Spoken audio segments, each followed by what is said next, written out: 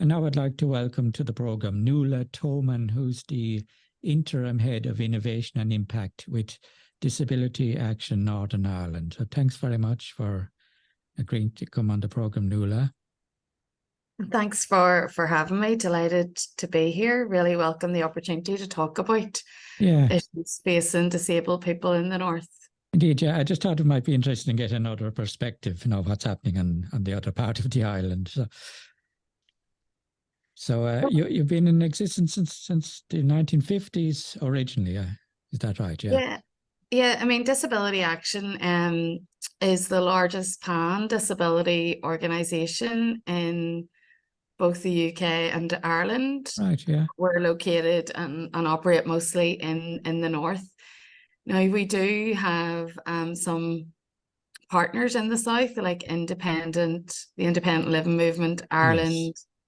And we work a little bit with Disabled Women Ireland as well. Right. But we're very much located in the North, and we provide services that have been developed for disabled people by disabled people. And those services extend across transport, employment, mobility, information and advice, and a whole range of issues. Yes. And we also take a really human rights-based focus to our work, and we're very much focused on advancing the rights of disabled people and challenging when disabled people's rights are not protected. Right. Isn't that what we call the social model? That's what would be your philosophy, wouldn't it? Yes, everything that we do is built upon the social model approach to disability, which looks at how society creates barriers for disabled people. And we also apply the human rights-based model, which is a newer model that's kind of come in the context of the United Nations Convention on the Rights of Disabled People, which also looks at how you put the disabled person at the centre. So when you combine the two, you can work to remove barriers while at the same time ensuring that disabled people have the right to access services, housing, etc. Right. So both kind of work together well. Yeah. Looking at the United Nations Convention, how close would you say you've reached the objectives set out there? Because here in the South, we can see a lot of shortfalls in how it's being implemented. So for us, this is a really difficult time for disabled people in the North. We're in the midst of a political, economic, financial, cost of living, housing, health, and now a climate and flooding emergency. And disabled people's rights are being rolled back on a daily basis. This is a really, really hard time for people. And we have no government and no one acting on our behalf. And really, we find ourselves in the position that we really have to go to the courts to challenge issues. Recently, the United Nations held a follow-up inquiry to the special inquiry they held in 2016. So this was an inquiry that disabled people called for in response to the implementation of welfare reform by the UK government. And the initial inquiry found that there was a grave and systematic abuse of the rights of disabled people by the Westminster government in the context of welfare reform, but also in other areas like independent living, the right to work, etc. And we engaged with the follow-up inquiry, and the British government didn't attend the inquiry. They put it back until March. Right. And we really, as kind of disabled people in the North, had wanted the committee to have the opportunity to comment on what is happening to disabled people here as a result of the political crisis. So the British government not turning up until March means that's that won't work for us, because we really wanted a recommendation in September that there should be functioning government here, and investment. But because the British government really showed contempt for disabled people and didn't attend, we won't get that until March, and by March it's too late. Because rights, the evidence that we gave to the committee really said that the rights of disabled people here are being rolled back on a daily basis because the Westminster government are responsible for financing public services here, and they haven't given enough money to deliver public services. So all of our services have been cut, so transport, health, housing, the budgets have all been reduced, and we've actually lost our information and advice service through those cuts.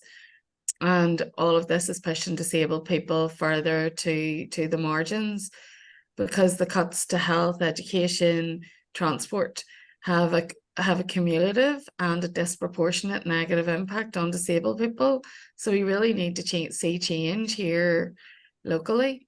Yeah, and so had things been sort of improving when the government institutions were running, and is it very noticeable that the sudden kind of falling off since direct rule has been taking place? So it's kind of a difficult position to be in, because in this context, progress is always really slow. So yeah, the political institutions here are quite slow. But what we did have prior to the collapse was the focus on producing a disability strategy, which would have seen resources and services being developed specifically for disabled people. And all of that, once the government collapsed, that couldn't progress. So all of that work is just sitting there, and nothing is happening. And we did, I suppose, in this jurisdiction, we did have some mitigations put in place to protect people against the worst elements of welfare reform. But it is always difficult here for disabled people, because those mitigations weren't about the aspects of welfare reform that hit disabled people hardest. There was no mitigations around the transfer to PIP and all of that. So while I wouldn't say things, it's very difficult to get the language right, because you couldn't say things were very good when we had devolved administrations. They were slightly better because we weren't facing the austerity overdrive that we have at the minute that is coming from Westminster, where we're completely unprotected. We have no one kind of stepping in to protect local people against the very worst aspects of Tory austerity. So we're experiencing austerity on overdrive and deeper cuts than even people in England, Scotland and Wales are facing at the minute. Right. I suppose it's a bit like rolling a stone up a hill, is it? You'd got it a bit of the way up, but it's kind of rolled back down since the institutions, collapsed. Yeah, that's a really good way of putting it, and at the minute, what we're seeing is proposals coming through from the Westminster government, to really restrict access to disability benefits around changes to the work capability assessment that could push more disabled people onto the fringes. So these are challenging times, but I think for yourselves as well, for disabled people in the South, there are some challenges ahead as well, aren't there? Yeah, indeed, yeah, there are, yeah. You estimate that 1 in 4 people in Northern Ireland have some kind of a disability. Yeah, so the most recent census shows that 1 in 4 people, in this region are disabled people. And really how our society is configured, how services are provided, doesn't really take that into account. There hasn't been a great emphasis on investing in services to protect disabled people, and the visibility of disabled people remains quite low in terms of, that was one of the things that the United Nations Committee had recommended, that like the executive and the UK government undertake a campaign that positively shows who disabled people really are, and none of that's happened. So while disabled people make up a sizable proportion of the population, sometimes we remain a bit invisible in terms of how public life is discussed. Yeah, I think it's the same in the South, really. It's a constant battle to make disability issues a priority with government and so on. Yeah, so certainly we find here when we engage with politicians, they're very open to discussions around disability, and there's a lot of agreement. It's when you want to get the issues prioritised in terms of decision making, that's where things get really tough.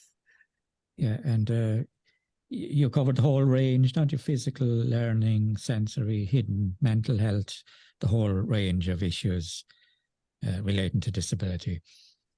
Yeah, we provide services across all disabilities. We provide mental health services as well, and we're also an umbrella body, so we would have membership from across the full range of disabilities.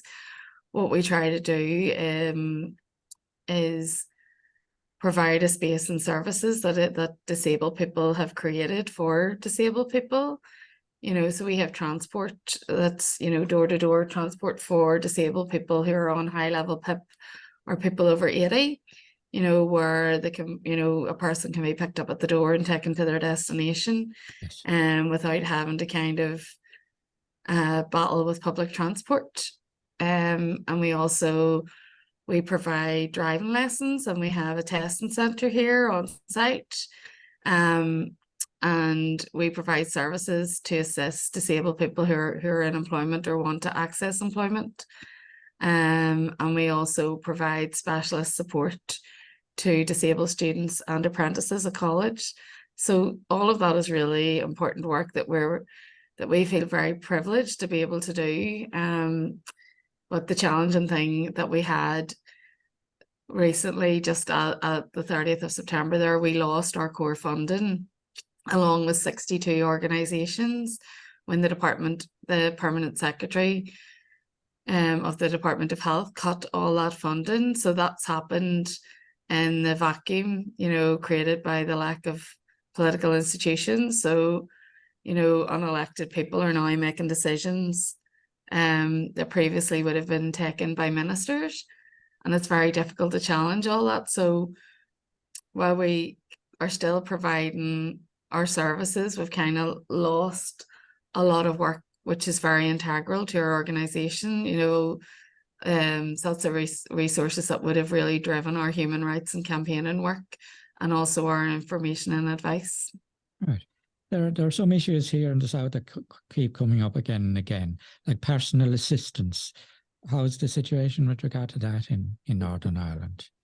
So we did have a really, really good fund that operated here, which is called the Independent Living Fund, that provided resources for people to employ personal assistants, etc., and really to be able to, live life independently. That fund was closed, and we had a commitment that it would be reopened, but again, the political crisis has halted that. So we kind of have a two-tier system here, in that there's a population of people who can receive the Independent Living Fund because they received it before the pot was closed.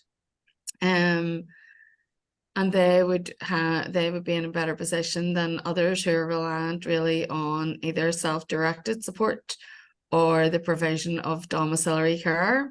And neither self-directed support nor domiciliary care are fit for purpose to drive independent living, and there's significant challenges there. So, we're finding some disabled people feel very unsupported in terms of being able to employ personal assistants because of all of the admin that comes with it.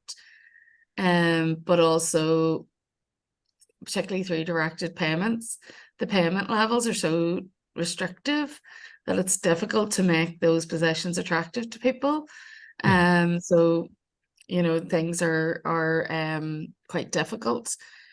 And because of where we are financially as well, what we're seeing is that access to domiciliary care is being reduced, and You know, last winter, like people were being advised to discharge from hospital into residential settings. And that obviously contradicts all of the hard work that has been done to challenge the institutionalization of disabled people.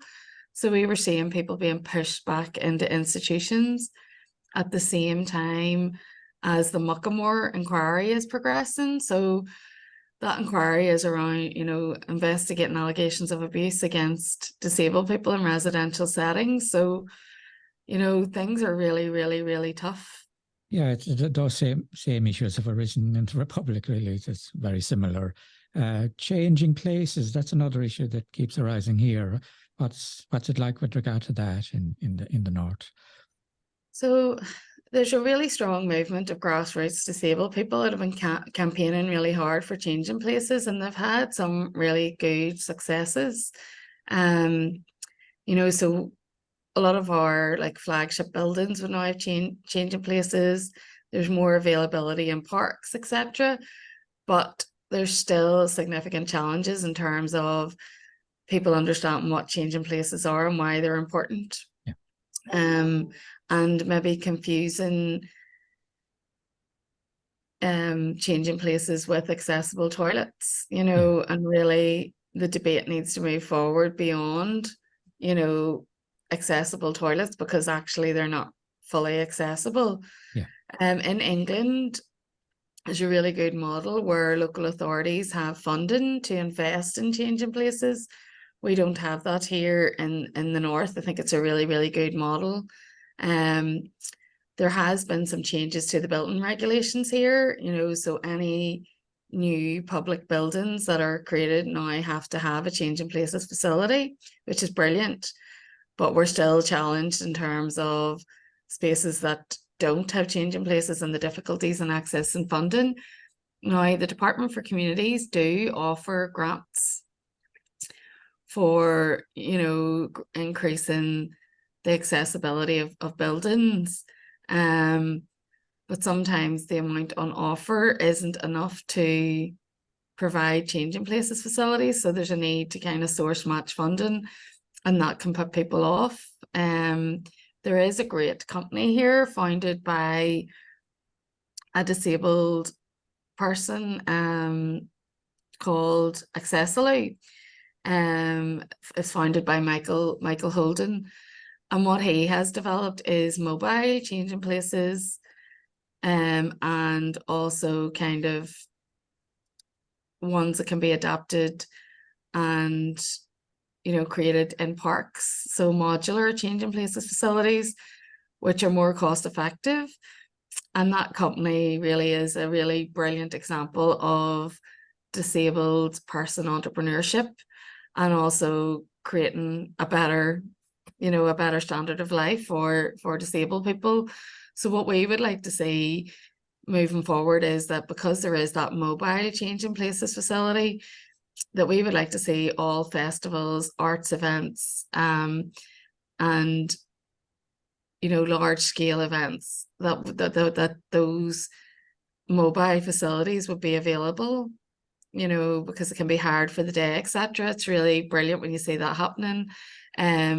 And a greater move towards ensuring that particularly parks have changing places on sites. Yeah.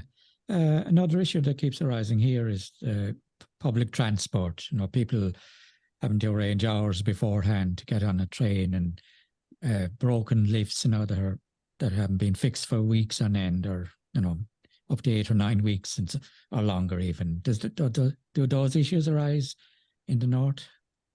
So the one positive kind of development around public transport here locally has been the implementation of the glider.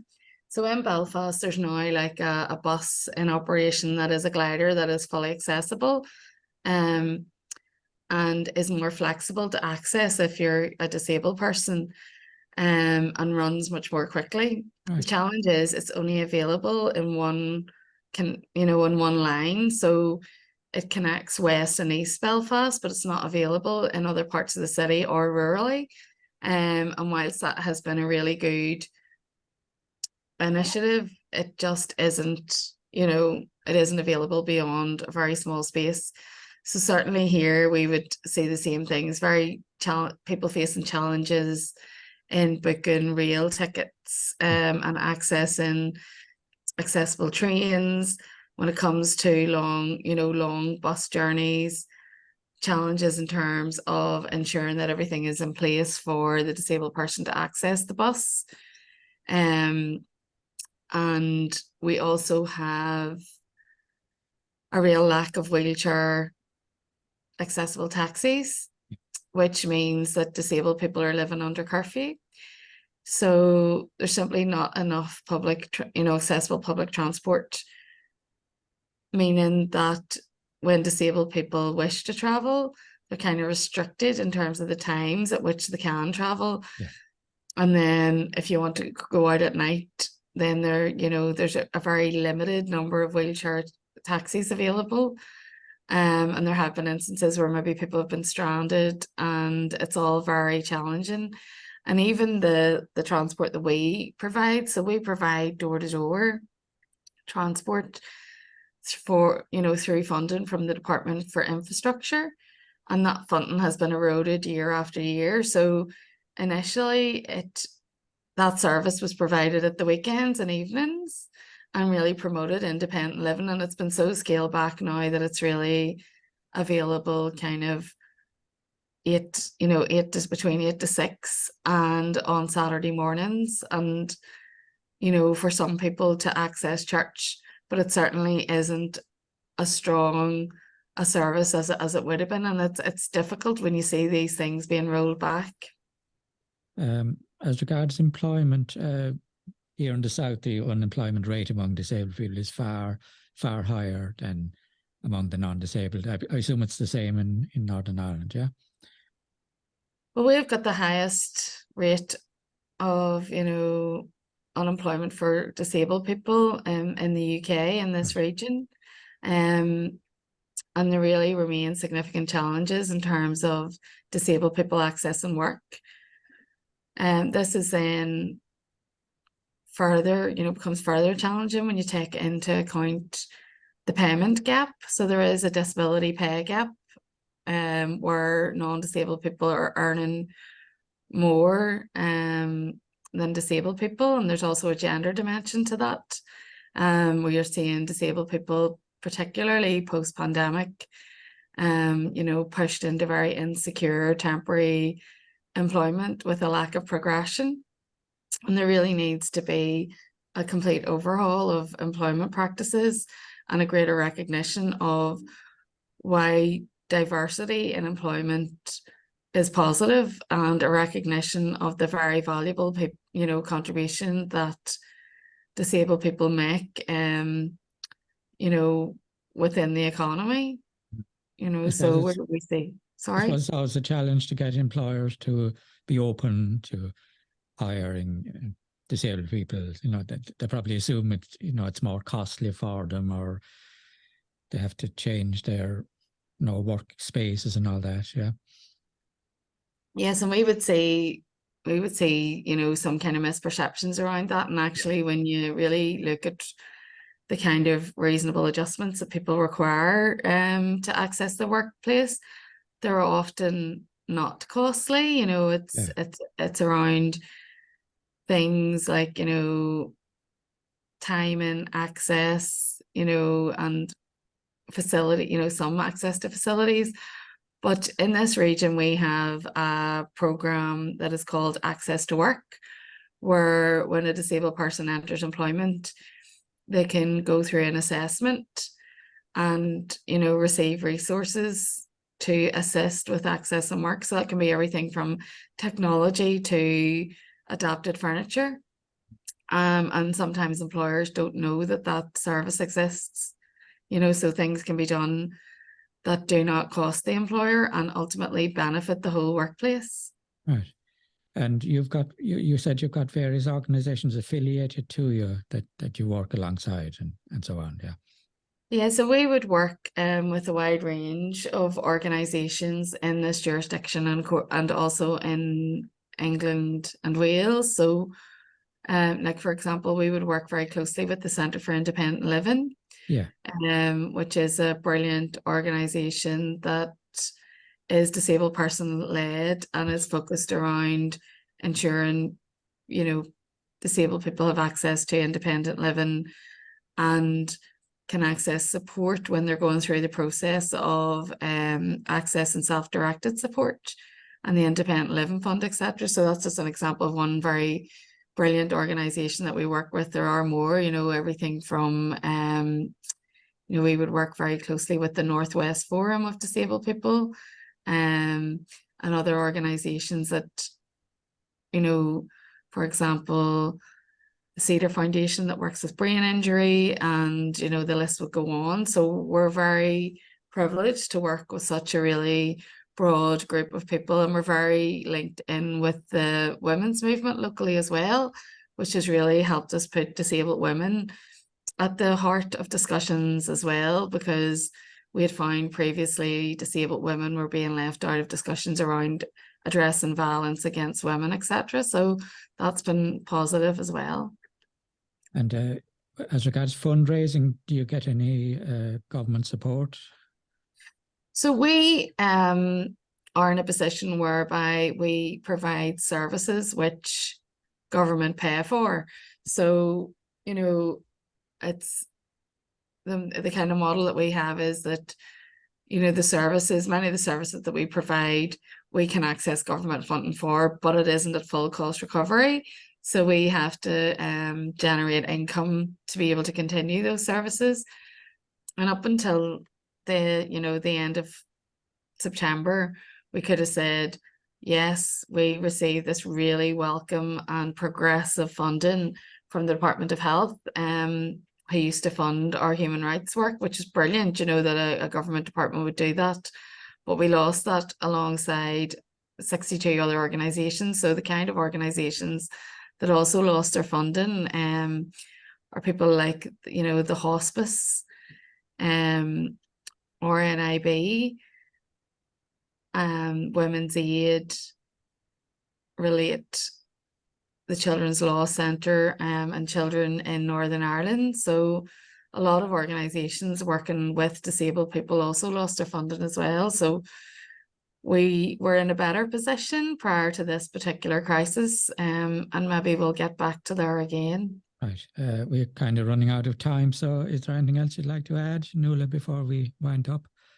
No, Patrick, I think that was brilliant. And thank you very much for giving me the opportunity to come along and speak about disabled people in the North. It's been a privilege meeting with you. It's great to get another perspective on what's happening in another jurisdiction. And thank you. And sorry that we don't have any good news to share. It'd be great if we did, but maybe if we meet in 12 months from now, maybe something positive will have happened. Yeah, hopefully we might talk to you again then and see how things have hopefully got better. Brilliant. Well, listen, thank you very much. Take care now. Thank you. Thank you, Nuala. Thanks.